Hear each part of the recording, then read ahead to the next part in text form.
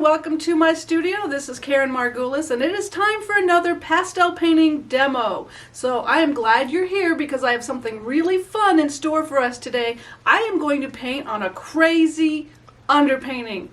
I get this question a lot. How do I know how to start a pastel painting? What kind of underpainting should I use? What colors should I use? What media should I use? I'm going to answer that question at the end of the video, so you need to stay with me to hear the answer. But I'm going to have fun today and show you that ultimately it doesn't matter. Yes, your underpainting choices will influence the final result of your painting, but in the end, there's no right answer, there's no wrong answer, and it's all about having fun. So we're going to have some fun today, and I'm really excited about that. And thanks for joining me. If you like the content that you see here on this channel, be sure to subscribe to the channel below.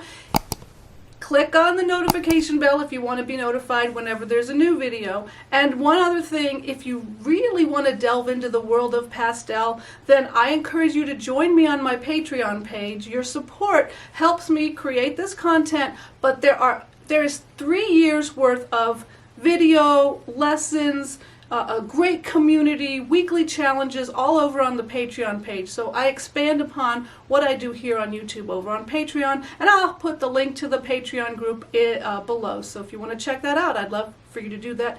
Now, without further ado, let's get painting. So come on closer, and I want to show you my crazy underpainting.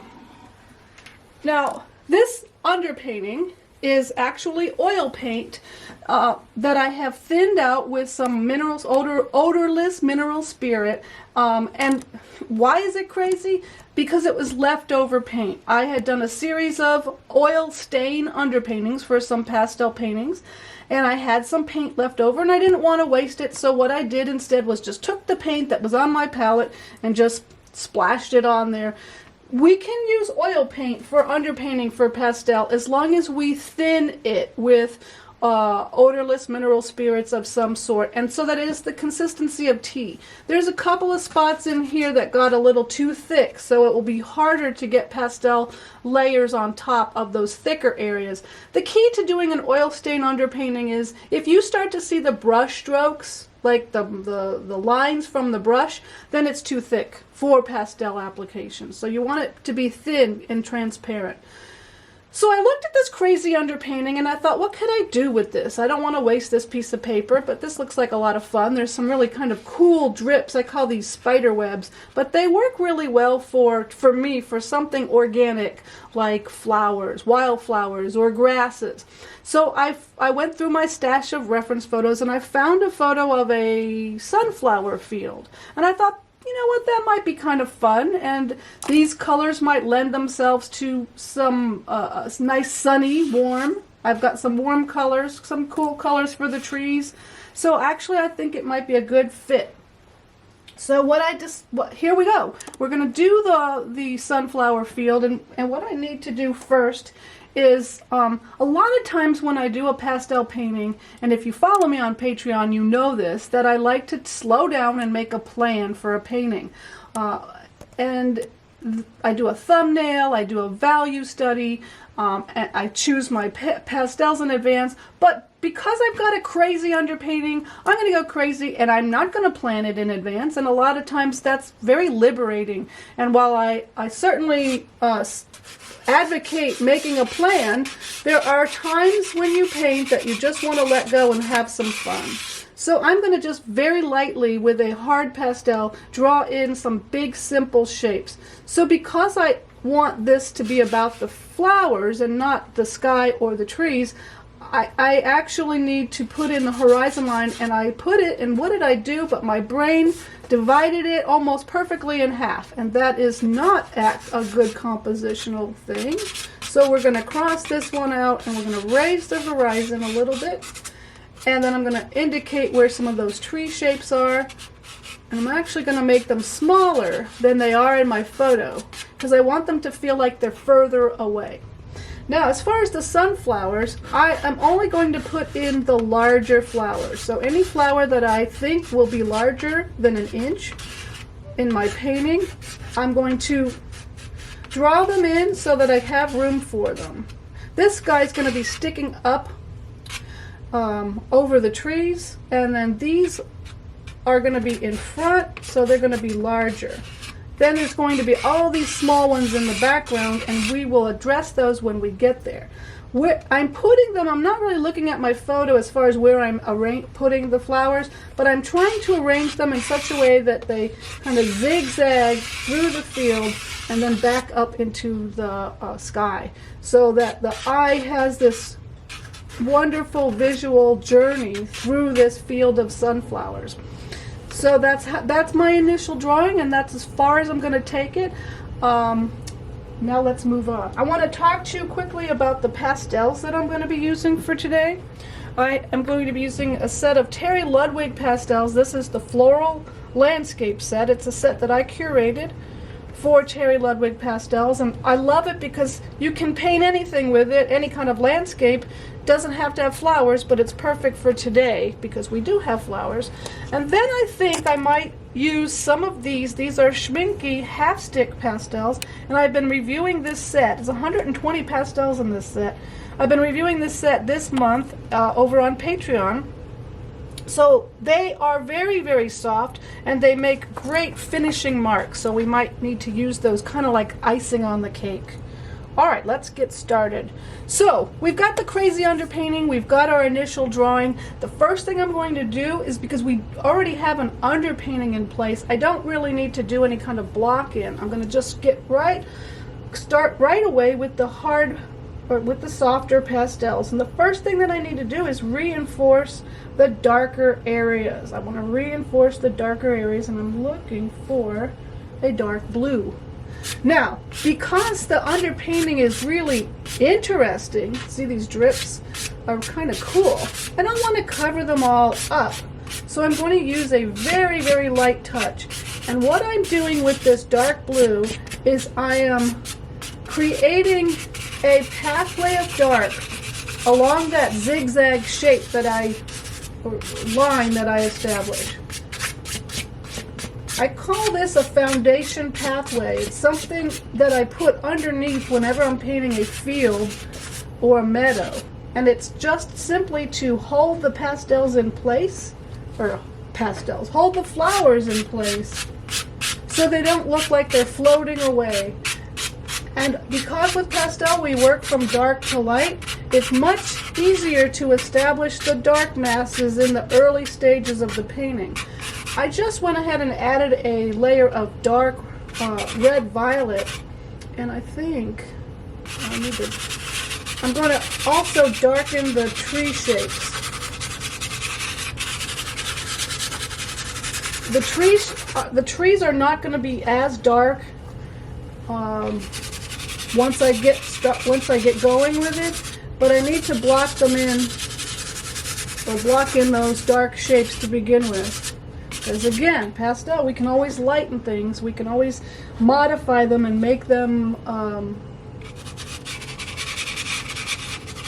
change them, make them less intense, make them lighter, but it's awfully hard to really pump up the darks once you've already got all the lights in place. Now I just added a layer of dark green, and I want to add another layer of a dark warmer green here in that foundation pathway. And the crazy underpainting is peeking through, and I want to allow it to peek through because I wanted there to be some interest in this field of sunflowers.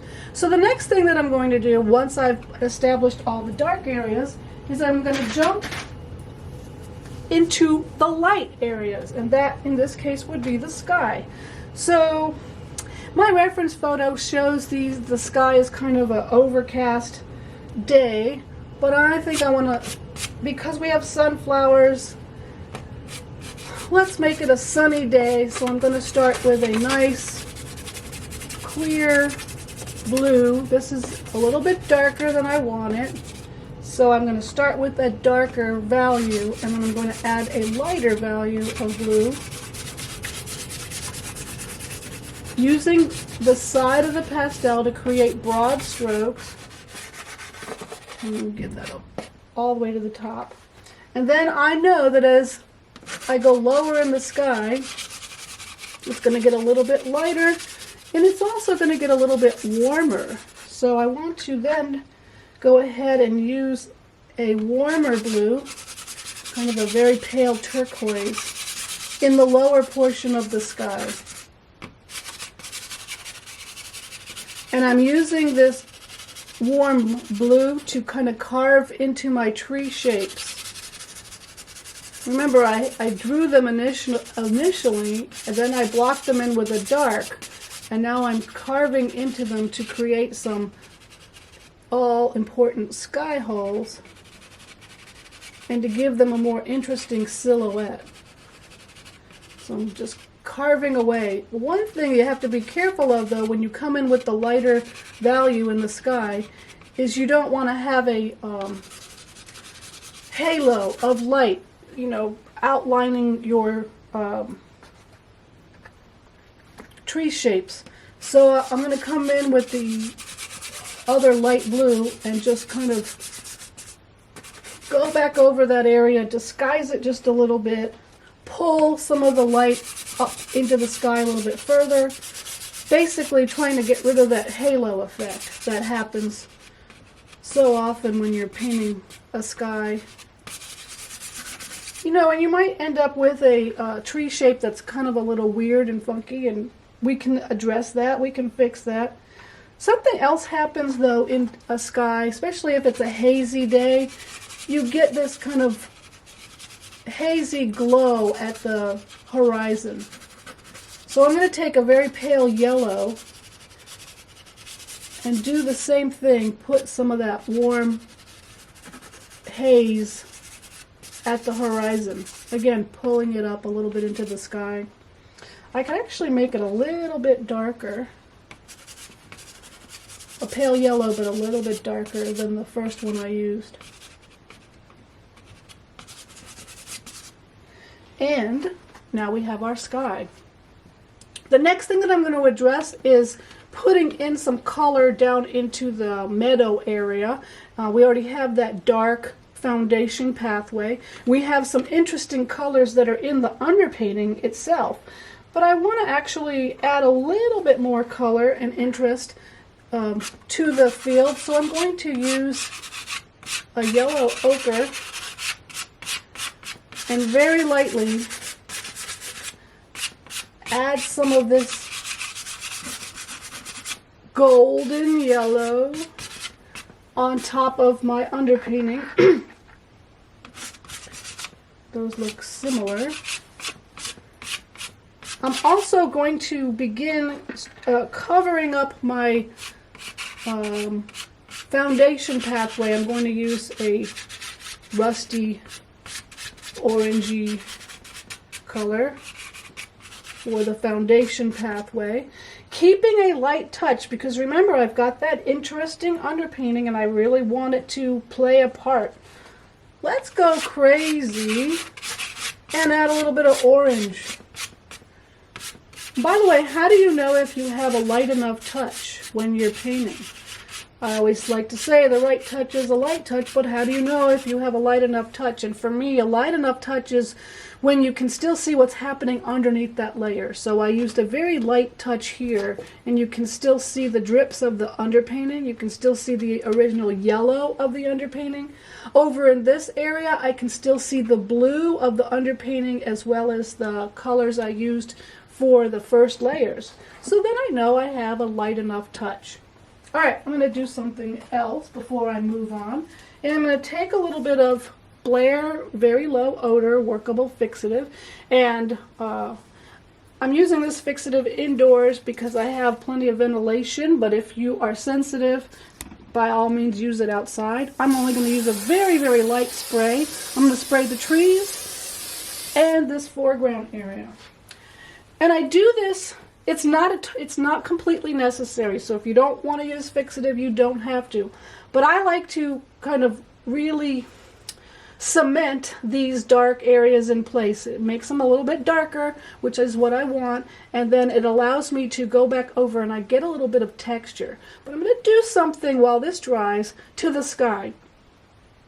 You have two ways to go with this. I could certainly leave the crazy underpainting underneath the sky because there are some oranges and greens and such that kind of relate to the crazy underpainting.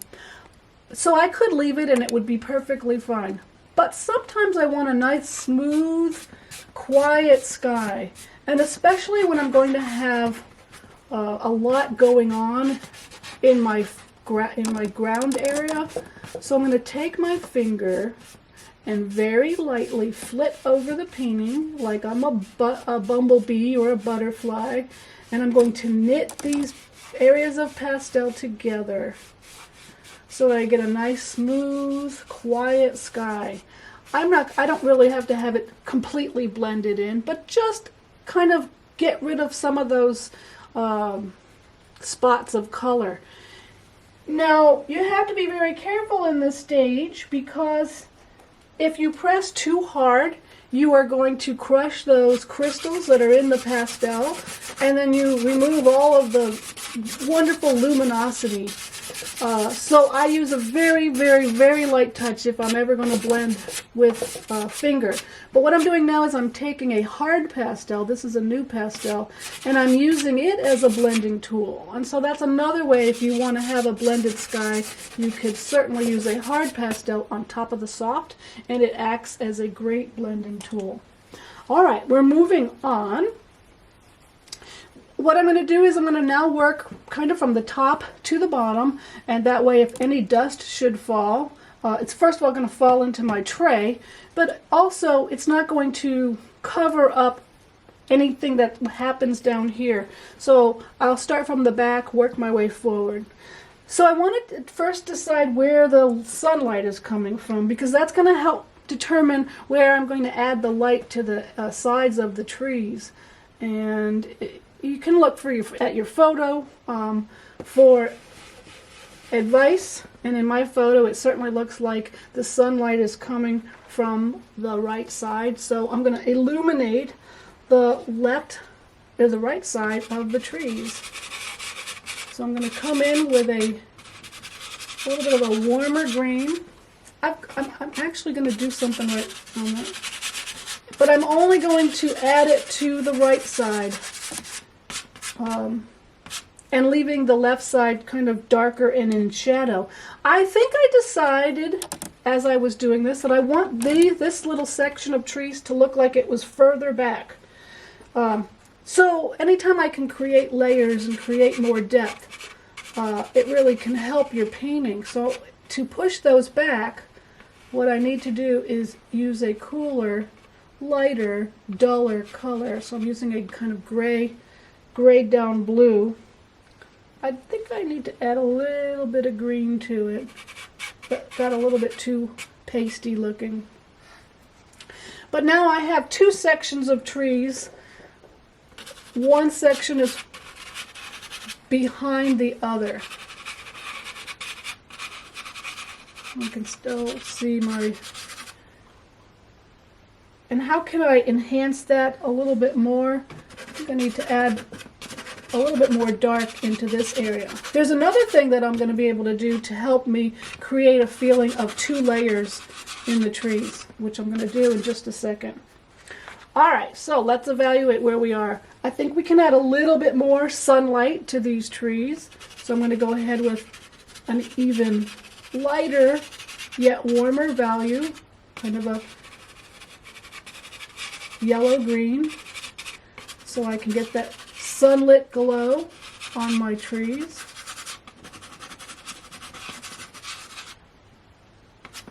Alright, and then I'm going to leave them alone, because a lot of times what ends up happening is we get carried away and we think, oh, we can't possibly be done with this area, it needs more work, I'm going to keep working on these trees, and before you know it, you have totally destroyed any freshness that you may have had. And then you also can easily overwork areas. I just added a little bit of a darker yellow to give a even warmer sunlit glow to the sky. Alright, moving on. Alright, I'm going to, you might be thinking, well, when are you going to do something with those flowers? Not yet. Not yet. What I'm going to do now is I'm going to mass in the larger areas of sunflowers. So when I'm painting a field of flowers and there's a lot of them, I'm not going to paint every single one, because then it's just ends up looking like spots. So what I'm doing instead is painting masses of a dull, cooler yellow, because these are in the distance. I want them to look like they're further back. And now I'm coming in and putting in smaller marks to indicate some of those sunflowers that might be in the distance.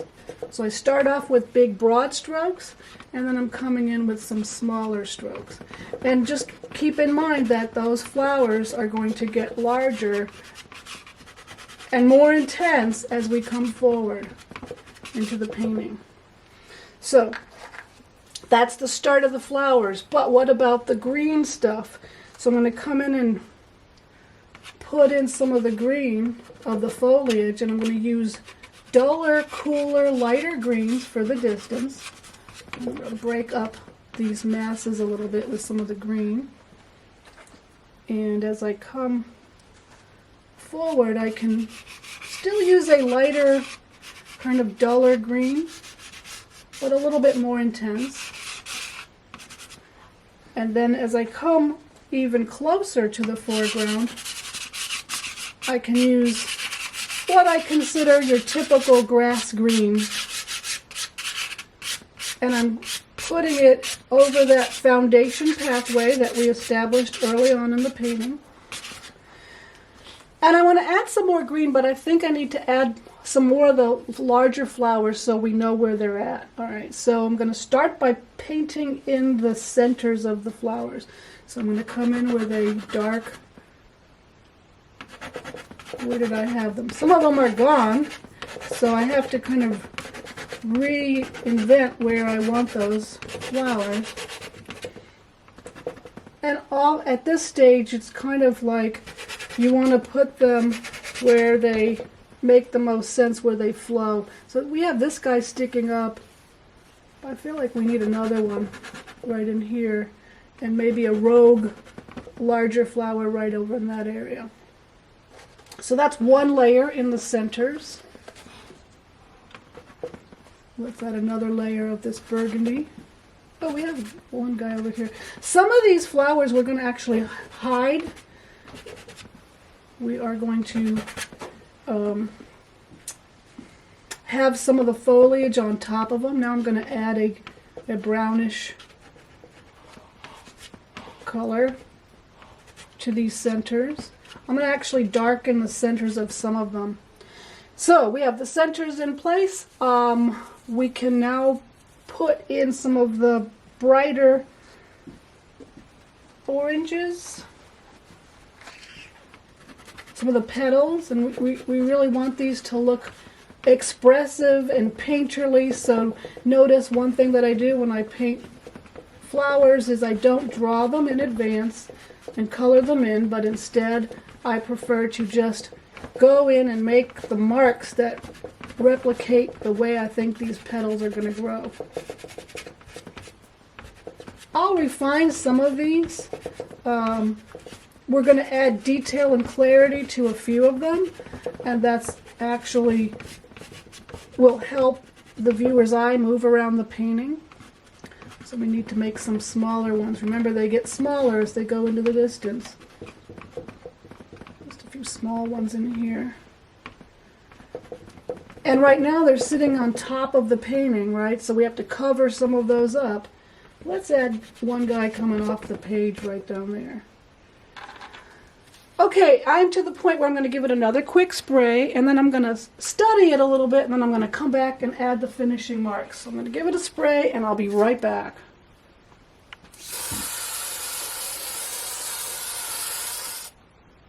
All right, I'm back. That fixative is dry. I'm going to add a little bit more greenery, and then I'm going to take out the softer Schmincke pastels and use them to do the finishing marks on the flowers. So let's add a little bit more of that warm green in here, and then add a little bit of this. A little bit of a lighter green. You can start to see the effect of the multiple layers of fixative at this point, because what that fixative does is it skips over those darkened areas and kind of leaves a little bit of texture. But remember, I really enjoyed that crazy underpainting. I don't want to cover it up completely, so I'm still using a super light touch. And I've dragged some of that pastel on top of the sunflowers, and what that's going to allow me to do is decide, all right, which sunflowers are going to be the stars. Excuse me, which ones are going to be more important than the others. Those are the ones that I'm going to add clarity to. And how do you know which ones those are going to be? Think about how the eye is going to move through your painting. Where's that eye going to travel? And that's going to help you decide where you're going to put those finishing marks. I'm going to add a little bit of purple to some of these centers just because something told me a little bit of purple, especially when you have oranges and greens, really helps make things come alive. So I'm going to move this set of pastels aside and then do my finishing marks with these softer pastels. So first thing I want to do is add a little bit more color with the softer marks to the centers, to some of the centers. So I'm adding a dark blue, and I have a really nice rusty color. And now I'm pressing very hard with my marks now. So while before I was using a very, very light touch, now I'm using a heavy touch. I call this a shouting. I'm making shouting marks with these pastels. And it's very easy to do shouting marks with super soft pastels because they have so much rich pigment. I'm going to add some centers to a few of these little guys back here. And the softer pastels really can give you a nice thick impasto-like mark, much like oil paint. Right, now I'm going to come in and put in a few indications of petals. Oops. I'm going to start with a darker yellow ochre color. When I paint the flowers, I start with the darkest color that I see, and then I gradually get brighter and more intense with them. Add a few dots of these color while it's in my hand. It's bouncing. I'm pressing so hard I'm getting some bouncing going on. This guy needs help. So now let's go into our brighter yellows. Yellow I find sometimes hard in pastel to really get vibrant. So it helps when you can press really hard. It also helps when you can mix warm and cool, which is what I'm going to do next. So some of these need a little bit more clarity. Again, I'm going for the expressive, I'm going for crazy, I'm going for painterly, I'm not going for perfection. These are not botanical renderings at all. But the idea for me is I want to have fun. I want to have fun painting. I don't want to worry about being perfect. Add a little bit more in here. And then a couple more petals on this big guy down here. I'm going to hide a few more down here. Now I'm going to go in with some cooler, more lemony yellow and really get it to where we see those bright yellows. But I don't want to add it everywhere, just in a few places. And let me try this one. Let's add this yellow. Oh, I shouted so hard that it broke, and that happens a lot. That means you're doing a good job getting those marks if you're breaking your pastels. Although it's not enjoyable to break your pastels. But sometimes it's necessary. Add some smaller marks in there. Now, we're coming into the finish. We're coming down to the wire. This guy's supposed to be my star, so I want to really add a little bit more clarity. Sorry about my arm getting into it now. All right, so what's happening? We have floating flowers, so we need to put in some stems. So I'm going to come in with a hard pastel and create some broken lines to get some stem action in here so that our flowers are not just floating on top of grass. We also don't have any leaves, right? We have a lot of suggested foliage and grasses, but we don't have any leaf shapes. So I'm going to take these nice super soft pastels, make some chunky marks to represent some of the leaves or the foliage. I can look at my reference photo to give me ideas of how those look, but ultimately you have to look at your own painting and see, well, where did I put flowers? Where might a flower need a leaf shape? That kind of thing. It ultimately depends on what you have created and what you need to work with. We won't see leaves in the distance, right? Because why? It's too far back. Let's see, what is this color? Ooh, that's a kind of a fluorescent color. I'm going to add some turquoise to the leaves that are kind of more in the shadow. So maybe the undersides of some of the leaves, we'll put a little bit of turquoise. And while I have it, I feel like it's calling for a little turquoise in that flower center. What else can we do? We could use a few more grassy marks. Certainly want to cover up some of these flowers. Remember, we don't want them to look like they're all sitting on top of our foliage.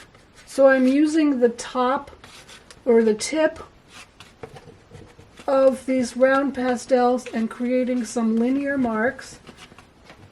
And with the linear marks, I'll put in a few leaf shapes. I'm leaving the underpainting, that crazy underpainting that we began with, remember? Well, I kind of like, let's add some bigger leaves to this guy in the front. And finally, I think we can add a few. This is a bigger Schmincke pastel. It is kind of an artificial green. And I'm using it for my very last marks, because when you have a lot of neutral greens, some of these duller greens, and then you come in and you hit your painting with some really bright, intense, almost artificial green, that kind of gives that needed spice to help you finish the painting. I'm just going through my box and I see a nice turquoise stick, and I thought, you know what, I like the look of the turquoise, so let's create some linear marks for some grass down in here. And then I think a few warmer yellow-green marks.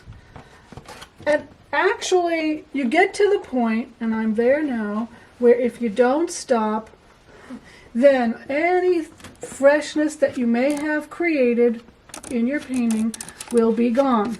So at this stage in the painting, I always like to stop and give it a break. I'm going to do one more thing. I'm going to snap this pastel so I get a nice hard edge. This is a hard pastel. And I'm going to pull some grasses up over the trees. this is just to help get that point of view that we're looking up into the trees, right? And kind of disguise that edge of the field.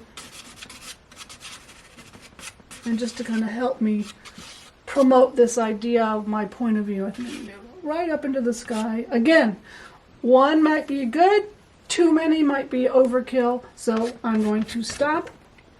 I'm going to step away from the painting, and I'm going to call this one done. I did say that I was going to answer that question about how do I know what underpainting to start with. I hope I've proved with this painting that ultimately it doesn't really matter, just have fun with it, but here's the long answer. It's kind of like pairing wine with food. The more you know about the wine and the food, the easier it is to get the right combination. So, the more you know about different underpainting techniques, the more you practice with using different underpainting colors, the easier it will be for you to make intuitive and informed choices. So that's the long answer, because that means you've got to practice and you've got to paint a lot. I've got lots of videos showing you different underpainting techniques, so I hope you check them out. I've got lots on Patreon too about underpainting, so if you're interested in that topic, go ahead and check that out, and I'll be bringing you another video very soon. I hope you've enjoyed this one, and thanks for tuning in.